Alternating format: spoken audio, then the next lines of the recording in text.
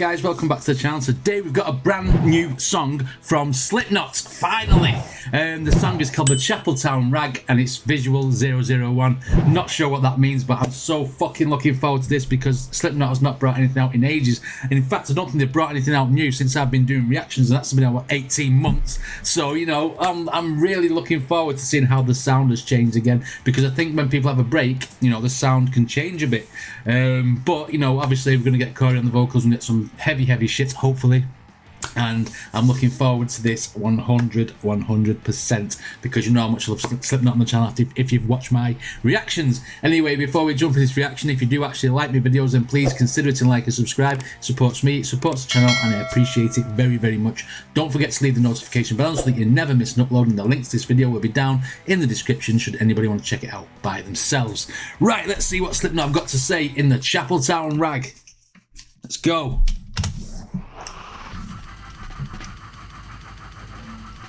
Okay. Read all about it if you want to know. Okay. Read all about what they want you to know. Everything is gone online, and it's as evil as it gets. This is now fucking true. Follower of man or joy. Get infected by a vertical event. Check the meter, check your what. Are they ever gonna stop? Oh, Job, this is... Stop a minute. It started off like Duality when he started talking and stuff, then suddenly he went into Corey's fucking mode, whatever he does. I can't do it. But I feel like this is a stab at the media, because he's talking about checking your watch, check your phones, there's lies here, there's lies there, and everything's rolled into one, and it feels like he's talking about maybe the negative side of media, about, you know, the lies are going to come up or something. He said to that effect. I'm not sure what it was. Man, I'm going to take it back and listen to what he said.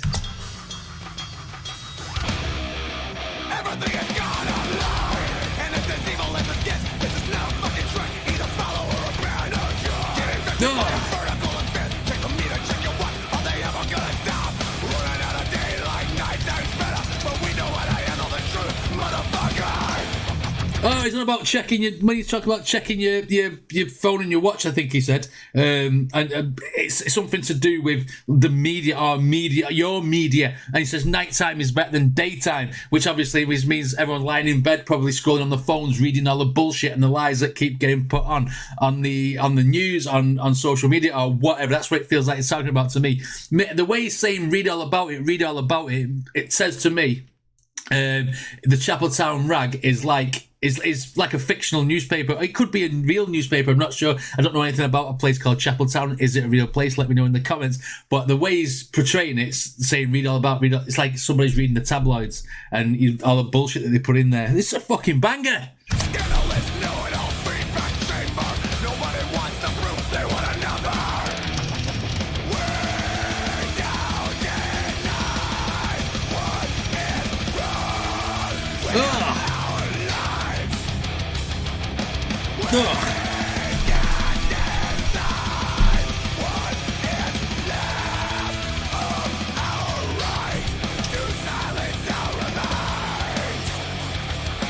We're not sure what's left with our rights to something. I don't know. I didn't catch what he said, but I mean, that feels to me like maybe he's pressing the government button here, like when people tell you what to do, like when they spread lies to you just to get a reaction from you or to keep you doing what you're doing. It's a similar sort of message, I think, than Tom McDonald with Brainwashed, where he's saying that people, you know, they've got nothing better to do other than believe the bullshit in the media, and people need to fucking wake up, if you like. I feel that's what it is, because obviously people in higher powers give you a lot of bullshit to keep you, you know, on your toes with stuff. And, you know, he said he said something about not needing an explanation or something, we just move on to the next. I don't know the exact lyrics, but it was something like that. So that means we believe everything that we believe straight off the bat, instead of, you know, trying to research it and see if it's right. Well, now, this is definitely political and media driven. Buried in the back and I'm sticking alive. Hollow as a breath, the further you die. Oh. What?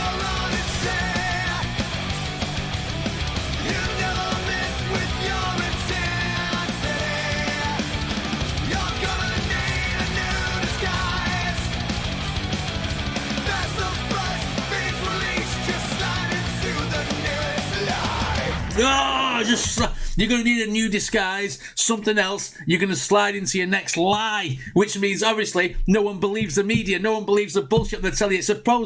Again, I took because the song's really fast. Slow down. It's like all these contrasting things that happen with, like, say, for instance, coronavirus, where some countries have opened borders, some are not, some are in this sort of state, some are not, some believe it, some don't, some think that it's not a real disease, some things it do, some people think there's a new variant, some people don't think there's new variants. Who knows what's happening? People say what they want to say on the media, and sometimes they say things that don't need to be said. For instance, in this country, a few months back, they said something about, there's going to be a fuel shortage for the petrol stations in England. But don't worry, just shop as normal. It spread widespread panic, and everyone bought fuel. So there was no fuel for anybody then, because of the stupid fucking story that they put on the news, saying that, and it was only one company. One company had a shortage of drivers. All the other companies were okay. But everyone still bought fuel because of the fucking panic that they instilled by putting out a story that didn't really need to be put out.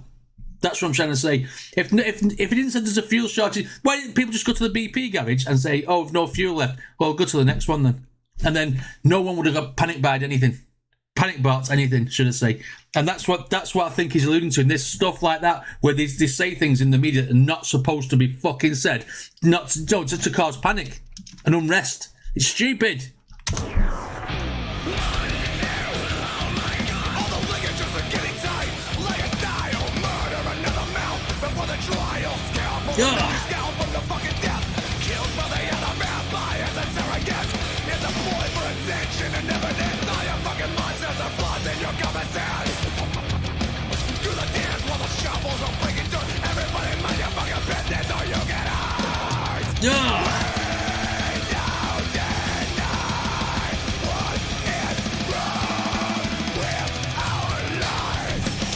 We don't deny what is wrong with our lives.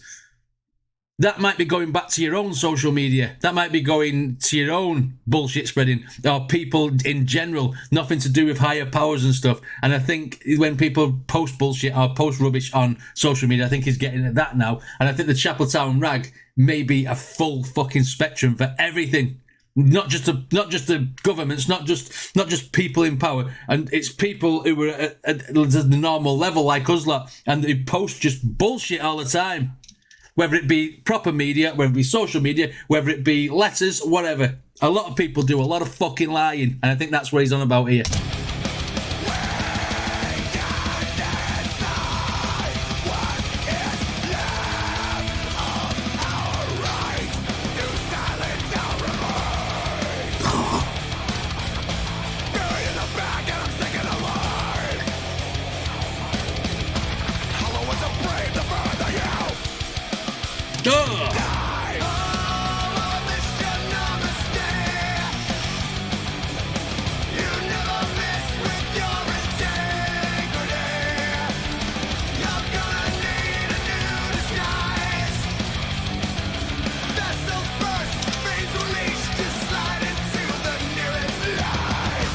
I mean, when he's talking about sliding into the new lies, and you're gonna have to take a good look at yourself or something. Your disguise has been you'll need a new disguise. I think that's obviously when somebody's found you out lying, or you've found out the story that you've made is bogus, whether it be yours or whether it be them, whether it be somebody else.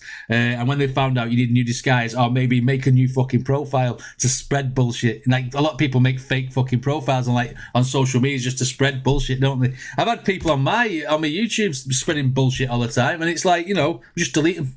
And there's too many fucking trolls.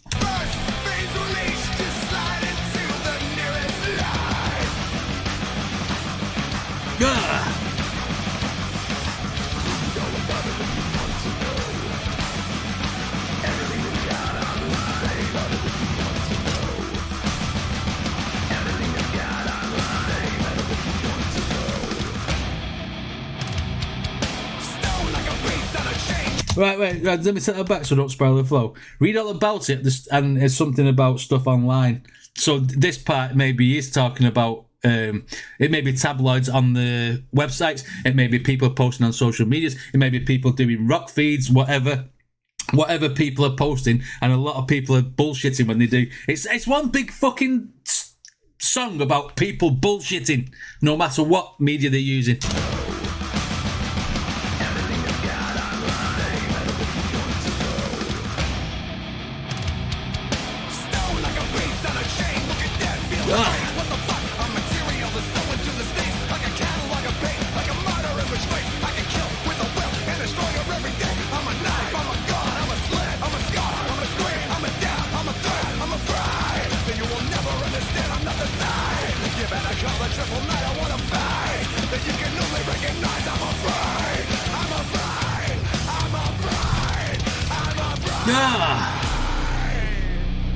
I think when he's saying he's afraid, I think he's saying he's afraid for the future, that people are turning into all these fucking mindless zombies online. I think that's what he's alluding to there, and he's making it a point that he is fucking different, that, and maybe Corey Taylor does not spend a lot of time online purely because of the bullshit. What a banger this song is. Oh, there's more.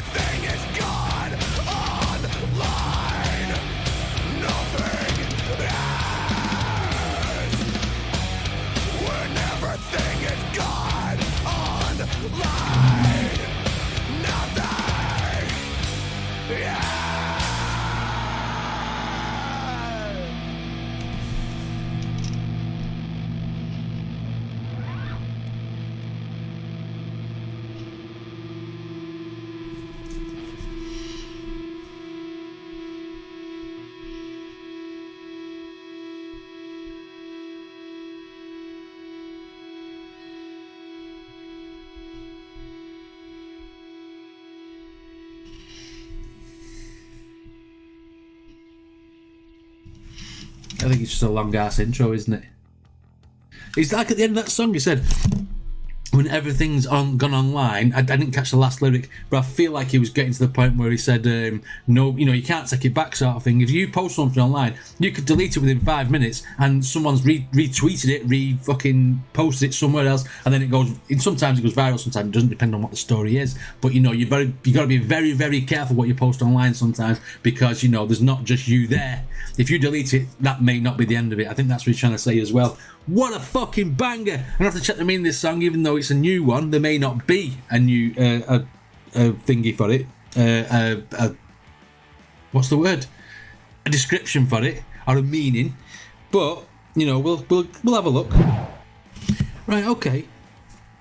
This song, it was inspired by a Netflix documentary that Corey Taylor watched. The song is about the Yorkshire Ripper serial killer who murdered multiple women in Leeds in England. This is according to Loudwire.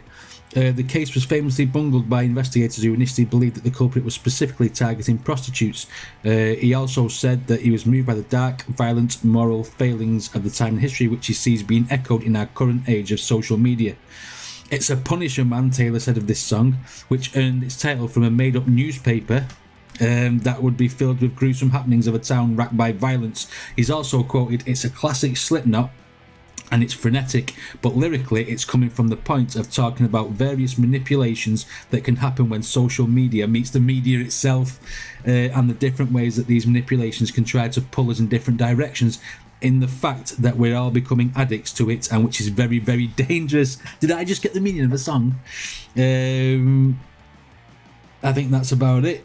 Yeah, so basically it was originally inspired by a documentary on Netflix that talks about the Yorkshire but over here in the UK, and then obviously that's just inspired it, and then he's put the similarities between the media in them days to the media in these times, only this time it's digital, and they put it in the song. So basically I picked up on a lot of those references within that song, which was absolutely banging. It's good for me because sometimes I don't pick up what Corey Taylor says in Slipknot, but I listened and I listened good. This was a fucking banger and a great message, because it is, social media and phones and stuff do take over the world, and people sit there standing next to each other, fucking ignore each other on the phone, talking to people online.